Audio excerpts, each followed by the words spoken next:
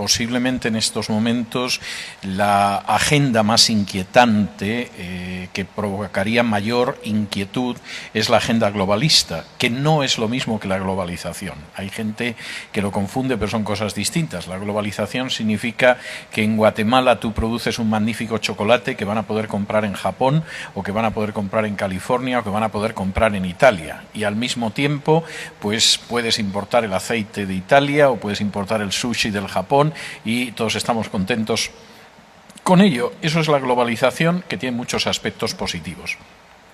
La agenda globalista es algo muy diferente. La agenda globalista es un proyecto de dominio planetario, de dominio global, de dominio universal, que además, para poder imponerse, tiene que acabar con una serie de escollos que tiene enfrente. Y esos escollos fundamentalmente son la soberanía de las naciones, es decir, hay que conseguir que las naciones cada vez sean menos soberanas, y por cierto tengo que decir que Guatemala en ese sentido es uno de los tubos de ensayo de mayor relevancia de la que puedan pensar incluso los propios guatemaltecos. Por supuesto, hay que acabar con la familia. La familia, en última instancia, es la última trinchera de cualquier cultura humana frente a crisis, como puede ser una crisis económica, una revolución, una guerra. Bueno, la familia es la última trinchera, el último lugar en el que te escondes. Y, por supuesto, el cristianismo, que tiene una escala de valores que, por supuesto, no va a ver con ojos de agrado lo que significa esa agenda globalista. Esa agenda globalista, en algunos casos, se desplaza a través de las organizaciones internacionales, y de hecho hay organizaciones internacionales que, fingiendo que ayudan a las distintas naciones, sin embargo las esclavizan a través de la deuda, a través de imponerles un programa político y social concreto, etcétera, etcétera. Esa agenda globalista funciona a través también de la ideología de género. En estos momentos la ideología de género se ha convertido prácticamente en el punto que decide si hay respeto a los derechos humanos o no. Y porque además la ideología de género va a permitir una reducción de la población. La agenda globalista es una agenda malthusiana, o sea, tiene la idea de que el crecimiento de la población es un crecimiento incontrolable, maligno, etcétera, y eso tenemos que evitarlo. Y efectivamente, si convencemos a una parte de la población para que derive hacia el transgénero, hacia la homosexualidad, y legalizamos el aborto, esto va a permitir reducir la población del planeta, y de una manera aparentemente limpia. Sin embargo, muchos creen que Centroamérica y Guatemala, por ser un país relativamente conservador, esto pareciera que nunca va a llegar. La circunstancia pareciera, profesor Vidal, nos dice o nos dictamina otra situación y que debemos estar preparados. Bueno, totalmente. De hecho, yo tengo que decir que Hispanoamérica ahora mismo es el campo de batalla. Correcto. Es decir, en Europa, salvo algunas excepciones muy conscientes, como puede ser, por ejemplo, el caso de Hungría, no digamos ya Rusia, Europa se ha rendido a la ideología de género. La ideología de género, incluso en países como España, implica que aquel que no acepte impartir la ideología de género puede ir a prisión.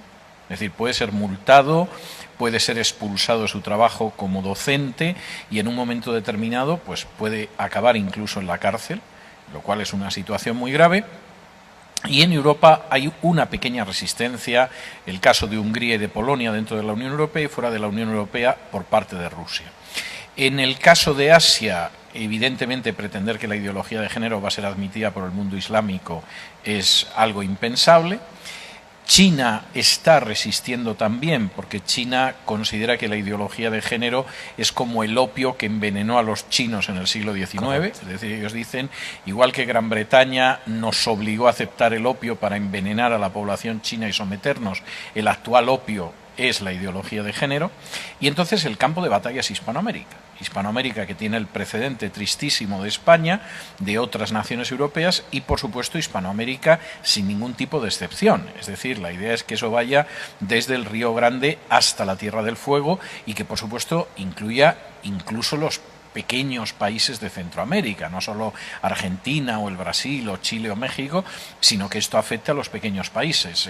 Por supuesto, nos gustaría escuchar qué podemos hacer nosotros como cristianos y como iglesia, pero antes le ha tocado resistir muchas cosas y eso le ha traído muchas consecuencias en su propia vida. Mira, yo creo que tenemos que defender las posiciones en las que creemos. Y cuando algunos piensan que pactando con el mal te va a dejar vivir tranquilo, y están olvidando ese pasaje del Sermón del Monte donde Jesús dice que cuando la sal no sala, el resultado no es que la sal queda tranquilita en su estante, sino que la tiran y la pisotean. Y esta es una situación que yo he vivido con enorme dolor en el caso de mi país de origen, que es España. Yo recuerdo cuando en el año 2004 empezaron a aparecer las primeras normas de ideología de género en España, que las voces que se alzaron frente a eso fueron voces muy escasas, entre ellas la mía. Y desde luego desde ese momento empezaron, por supuesto, toda la cuestión de amenazas, etcétera, etcétera. Sin embargo, en muchos casos hubo cristianos que dijeron, este no es nuestro problema, mantengámonos tranquilos dentro de las cuatro paredes de nuestro templo, no avisemos a la sociedad, no defendamos la verdad del Evangelio, vamos a estar tranquilos. ¿Qué ha sucedido? Pues que se han ido aprobando normas cada vez más duras. Empezaron legalizando el matrimonio homosexual, luego vino la adopción de niños por parejas homosexuales, pero ahora estamos en la etapa de leyes contra la discriminación por razón de género, que suena bien, porque todo el mundo quisiera que no hubiera discriminación, pero que en realidad son leyes para perseguir a aquellos que no se arrodillan ante la ideología de género. Y de pronto, aquellos que decidieron guardar silencio en su momento, se han dado cuenta de que el día menos pensado, pues a lo mejor a un pastor lo pueden detener, si se le ocurre predicar sobre lo que dicen los primeros capítulos de Romanos Pablo acerca de la homosexualidad. O que de pronto un día le pueden llegar dos lesbianas a su iglesia diciendo que quieren que las case y como diga que no las case, le pueden denunciar por discriminarlas por razón de género, etcétera. Y entonces el no haber sido sal en su momento implica que ahora mismo esa sal la están pisoteando. Jesús no dice que el cristianismo es una marca más de sal o es otra luz más. Dice que es la sal y la luz. Y si efectivamente el cristianismo no cumple con su función de ser la sal, la sociedad en la que vive será una sociedad que al no estar conservada por la sal cada vez se corromperá más hasta llegar a pudrirse por completo. Entonces estamos contemplando ya atrocidades terribles, pero esto es solo el inicio de lo que podemos llegar a ver si el cristianismo no actúa como sal y como luz. Y esto debería ser un clarinazo de alarma. Tenemos que ver las señales de los tiempos y no solo verlas y decir, bueno, esto significa que Cristo está cerca. Eso no lo podemos saber. Tenemos que ver las señales de los tiempos y cumplir con nuestra misión. Y nuestra misión es ser la sal y la luz en una sociedad que si no tiene esa sal se corromperá y si no tiene esa luz lo único que puede hacer es tropezar en medio de las tinieblas.